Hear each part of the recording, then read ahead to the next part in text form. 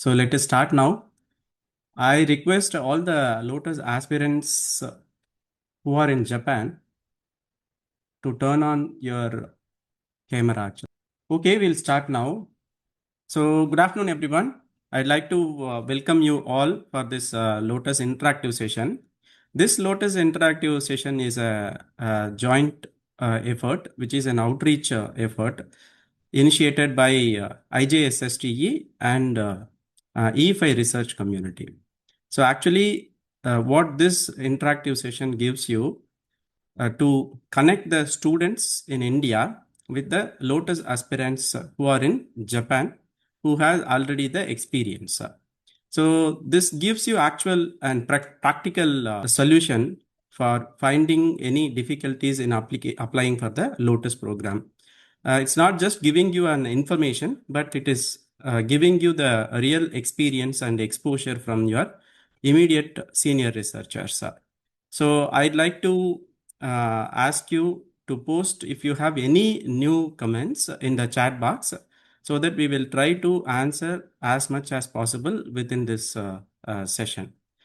So first, let me give you the brief information about what is IJSSTE and E5 research community. India-Japan Society for Science, Technology and Education was founded with the aim of fostering collaboration, sharing expertise, and promoting mutual learnings through changes of knowledge in a realm of science, technology, and education between India and Japan, as well as encompassing rich cultural exchanges. And about E5 research community, E5 stands for Environment, Energy, Economy, Engineering, and Education, the 5 key pillars of sustainability.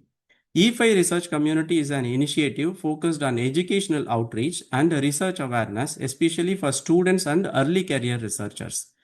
Its goal is to connect learners with global opportunities, experts, and real experiences, enabling informed academic and career decisions. Through webinars, videos, and interactive sessions like this, E5 aims to bridge the gap between information and real guidance. So now we will listen from the Lotus aspirants who are currently in Japan. So may I have your self intro briefly? Let's start with Ashwin. Yeah. Good afternoon, everyone. So my name is Ashwin. So I was previously working in IIT Madras as a postdoctoral researcher. Then now I am currently in Hokkaido University, Faculty of Health Sciences. So I mainly work on air quality management and its impact on health. So nice to meet you all. Thank you.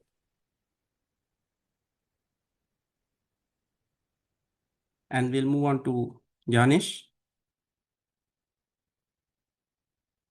So, good afternoon, everyone. I am Ganesh. I am a doctoral researcher, PhD candidate in IIT Hyderabad, India, and I have come to Hokkaido University through the JST LOTUS program.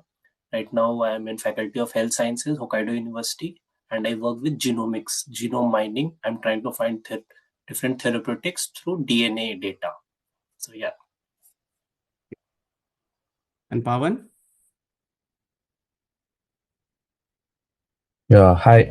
Good afternoon, everyone. And I'm also a PhD scholar from Biomedical Engineering Department at IIT Hyderabad. So I currently am now in Hokkaido University with the Department of Faculty of Health Science. So my work is mostly on multimodal variable sensors, developing AI algorithm and understanding the explainable AI systems. Yeah. So I'm very excited to talk with you. Thank you. Arvind. Yeah. Hello, everyone. Myself, Arvind. I finished my PhD last year at Hokkaido University, and then I moved back to India to University of Mysore as a postdoctoral researcher. And then I got the opportunity to come back to Japan as a Lotus aspirant, and I'm in the Faculty of Advanced Life Science at Hokkaido University, and I'm working on fluorescence imaging of cancer. Nice to meet you all. Thank you.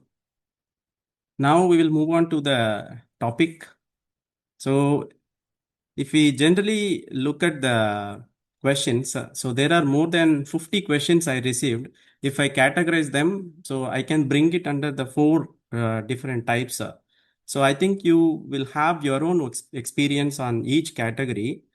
Let me shoot out one by one. So the first one is most of the questions comes from how to find PI. So this is a big challenge and it's a big task to answer also. But I would like to listen to you from your own experience. Probably you might have different ways to find the PIs and you might be having different opportunities to explore in Japan. So how did you come out? May I start with Ganesh?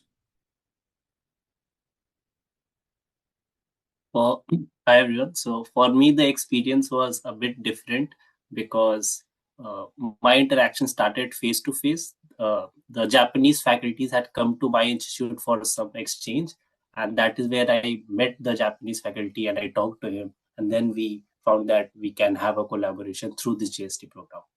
But normally, I would advise to mail a professor, or even if you get to meet them in person, then do feel free to pitch this idea to them. That is what I would suggest. Okay. And Ashwin, can you share your thoughts? Yeah, so I had known my PI for like last 3 years. So I had in 2023, I met her at a conference. She was organizing the conference in Thailand. So I met her, and based on that connection, I came in 2023 for a 3-month research exchange during my PhD. So at that time, I knew her well. So I was in contact with her for the last 2 years. So when the this Lotus fellowship application call for applications came, so I had gotten in touch with her, and she was also open to collaborate. So then we started working on the proposal, and that's how I got the fellowship. Okay, so the previous building of the collaboration, Yeah, from a yeah, conference you connected. Okay, and yeah, you were in touch for a long time. That helped you. yeah, correct. Okay, fine. Yeah, thank you. And Pawan? My experience is like, as I said, my colleague Ganesh. So our college IIT Hyderabad has a separate collaboration with the Japanese Institute and Japanese government, especially in academic affairs. So my approach to my PA is like we organized a workshop in our IIT Hyderabad, so that we call some professors from all over the Japanese Institute, especially Kumamoto and Hokkaido and Kyoto University. So during this time, my PS joined through online, and some of the other professors also uh, came live into IIT Hyderabad. So that my professor has contacted through my PA, and we came up with an idea and we submitted. But for this is like based on through my mostly 90% to my college and workshop. But I would suggest the best thing is like going through the mail and searching for a best profile. That would be the better approach. Yeah. Okay, thank you. And Arvind?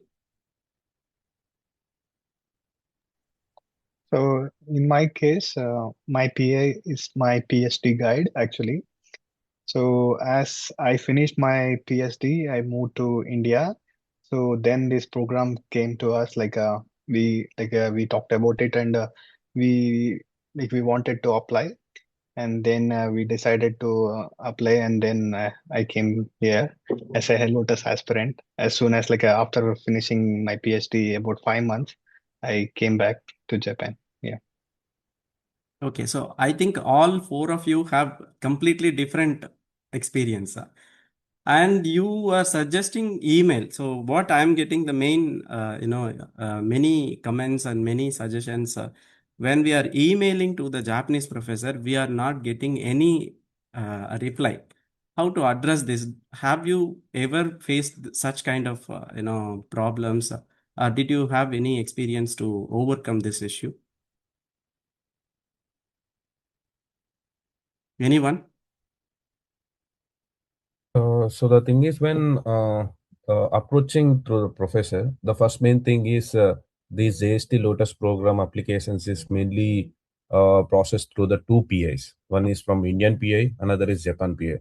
I think it's better approaching through your own PI. or affiliated institute, then it is like it's a more chance that you get a reply at least. What Yes, is about your thing? I completely understand. Yes, so it is better, rather than directly approaching through PI, if Yeah. it is approached, the probability and getting chance is high, right? Yeah, Yes, exactly. I agree. Yes. Is there any other difficulties if you have faced regarding finding the PIs, and how did you overcome any strategies? Yeah, so I would suggest, I think for Japanese professors, it's better to have face-to-face if possible, Okay. because that's very easy to get connected with them and get their connection, and so that they can reply later on. But I think considering the application timeline, it may be difficult to meet now. But in case there's an opportunity, like some of your professors is coming to some other conference near you, it's better to go and meet them. If that's not possible, I think, as Pawan said, it's always good to go through your PI. So mostly here, the Japanese professors looks the face on face, right? So they Yeah. go with the belief of face on face, either through any conference link, or if there is any chance of having interaction through online meet also would be helpful, right? Correct. Yeah. So that is a better thing. Yes. Otherwise, directly, if any PI or any supervisors who are in India currently, if they have any collaboration, then that would be the quick approach of finding. So One these are more the. thing is through the institute, like some institute like IIT Madras has the like international cell. Mhm. So in case they'll also help find and connect with the international office at Hokkaido University, and then connect to the professors. So Okay. that's also a possibilities there. So the career guidance cell and Yes. Yes. international Yeah. collaborate. Yeah, I'm not sure if all universities have it, but some Indian institutes have this. So that's also a good way to go. I agree. Yes, I understand completely. Yes. So let us move on to the next one regarding the proposal strategy. So this is the way in different approach it is coming. So how to strategically write the uh, proposal to, or how to write the successful proposal. I know it is very difficult to answer this question, because here we can't say, based on the reviewing committee and based on many factors. Even though I interacted several PIs from Japan, even though they are applying from a very good laboratory, because of the high competition, it is highly chances to getting rejected. So the rejection factor is unknown still. But do you have any strategy, or what kind of strategy did you follow for writing the proposal? Or if you have any tips and strategy, please share it. It will be helpful. Any of you, or should I go with one by one? I would start. Ganesh, please. Yes. So I feel, at least my PI also guided in with this, that Mhm. while writing the proposal, one thing which shouldn't be considered at the first phase is that AI generated content. Okay. Means it's fine right now, we can use it, Mhm. but prima facie at the first instance, it shouldn't become very clear with the long hyphens or the sentence generation that the proposal is completely AI generated, Okay. because that is something which the Japanese side doesn't consider good. Okay. So that is one thing. And I also think that the translational approach of your research, that is something which should be mentioned very clearly. Mhm. So anyhow, how it is going to be impactful. So that is one part which has to be. So impactful to both Japan and India, right? Yes. So it should be actually having some impact on India-Japan collaboration or society impact, right? Yeah. Okay. Yeah, that was my bit. Okay. So two things. One is avoid AI generated proposal, which may give something superficial. So super high proposal, which may not work also. And also, as you said, they are checking with the tools, right? AI generated, or how it is impactful. Okay. So yes, any other strategy, Ashwin, you have? Yeah. So for me, I would say it's very important to stick to your timeline, in the sense if you're applying for 1 year, the research should be, you should be able to accomplish everything within 1 year, probably like 10 months uh, within that time frame. If you're doing for 3 months, 3 years, then you need to pace it correctly, and the timeline has to match your proposal and its feasibility. So that's very important one. Mhm. And second thing, I would also say that you have to highlight what is the strengths of the PI laboratory in Japan, and what's the strength of the Indian laboratory PI, and how you are going to utilize it in your both in your research. So I think that's what I did in my proposal.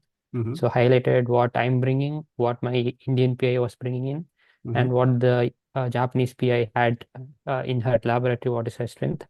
So Mhm. it was clearly mapped out in my case.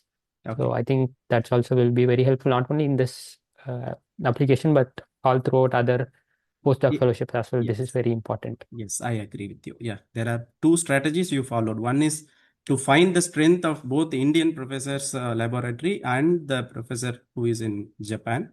So what you can do, so finding out and writing the exact things what Correct. you will bring it out. Yes. Instead of writing any instruments, getting it outside of the institute. So if you have on-campus facilities, so it is more feasible to get through. And the second one is exact milestone and deliverables. So if you keep it properly, then it would be successful. That is your strategy you are Yes. trying to give. Yes. May I ask Pawan? Yeah. So while I'm submitting my proposal, the main clarification is from my side is what I'm going to do there for the period of fellowship, like for 1 year or 3 years. So I need to explain it clearly. What is my work and what I'm going to do through like timeline guidance as Aswin is told. That is one of the important strategy to include it in the project description uh, and as well as the novelty. So the thing is like what exactly you are going to bring some novelties, and if publications, what are the publications, what are the updates. These all the justification for your work you need to mention clearly, and also depends upon your resume and what background, with this background you can do this project or not. You also give that justification also. So that would be the plus point to the project description, well, project proposal. Yes. So 2 points I'm getting it. One about the novelty of the proposal, how you are proposing it. So is it something they are doing it currently in their institute? The same proposal or the same novelty can be extended for this Lotus program, or they can give any new proposal with the new idea, which may be aligned with their current work or even a new streamline. So. Yeah, I think for the novelty thing, extension would be the easier part so that you can describe more about strength rather than weakness. So since you have so much of experience, but Mhm. you can propose to go with the new work also, but Mhm. you need to give so much of justification. Mhm. So in my terms, I worked on most on sensors and AI algorithm. Mhm. So my part in this fellowship during my year, I need to mostly focus on AI algorithm, but the data part is totally new. Okay. So I'm able to justify that I'm worked hell on this thing. But the data part, I can learn it here for the first 6 months and I can get on through it. And also my background is biomedical, and this is a new topic for the biomedical, like that. Okay. Okay. Yes. From Arvind. And one more I point think, is publication matters a lot. Yes. Okay. yeah, Yeah, Arvind. yeah, I think most of the points already covered by all Ganesh, Ashwin, and Pawan. But I would suggest the proposal should be first simple. It should not be complicated. And the second thing is, because in 1 year you cannot do a complicated project, but you have to be like a in 1 year what you can do. So that should be a simple project. And also, like, it should match both Indian PA as well as Japanese PA's research. At least it should not be like overlap, but at least should be somewhere related. Or else you can integrate in your proposal. How can you integrate both of these research? and after coming here to Japan, how you are going to do within this timeline. So I think this is two simple suggestion I would give, I think. So simple Yeah. and make simple and workable proposal. So that would be the additional point. Yes.